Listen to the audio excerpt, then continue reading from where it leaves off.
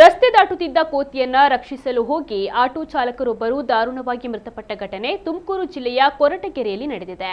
ಸೋಂಪುರ ನಿವಾಸಿ ಮಹೇಂದ್ರ ಕುಮಾರ್ ಸಾವನ್ನಪ್ಪಿದ ಚಾಲಕ ಕೊರಟಗೆರೆ ತಾಲೂಕಿನ ಜಂಪೇನಹಳ್ಳಿ ಕೆರೆಯ ಬಳಿ ಈ ಅಪಘಾತ ಸಂಭವಿಸಿದೆ. ಮಹೇಂದ್ರ ಕುಮಾರ್ ಕೊರಟಗೆರೆಯಿಂದ ತುಮಕೂರು ಕಡೆಗೆ ಸಾಗ್ತಾ ಇದ್ರು. ಈ ವೇಳೆ ಏಕಾಏಕಿ ರಸ್ತೆಗೆ ಅಡ್ಡ ಬಂದ ಕೋತಿಯನ್ನ ತಪ್ಪಿಸಲು ಅವರು ಸಡನ್ ಆಗಿ ಬ್ರೇಕ್ ಅನ್ನು ಹಾಕಿದ್ದಾರೆ. ಇದರಿಂದ ನಿಯಂತ್ರಣ ತಪ್ಪಿದ ಆಟೋ ರಸ್ತೆಯಲ್ಲೇ ಪಲ್ಟಿಯಾಗಿದೆ. ಆಟೋ ಪಲ್ಟಿಯಾದ ಬೆನ್ನಲ್ಲೇ ಎದುರಿನಿಂದ ಬಂದ ಇನೋವಾ ಕಾರು ಆಟೋಗೆ ಡಿಕ್ಕಿ ಹೊಡೆದಿದ್ದು, ಡಿಕ್ಕಿಯ ತೀವ್ರತೆಗೆ ಆಟೋ ಸಂಪೂರ್ಣವಾಗಿ ನಜ್ಜುಗುಜ್ಜಾಗಿದೆ. ಗಂಭೀರವಾಗಿ ಗಾಯಗೊಂಡಿದ್ದ ಮಹೇಂದ್ರ ಕುಮಾರ್ ಸ್ಥಳದಲ್ಲೇ ಸಾವನ್ನಪ್ಪಿದ್ದಾರೆ.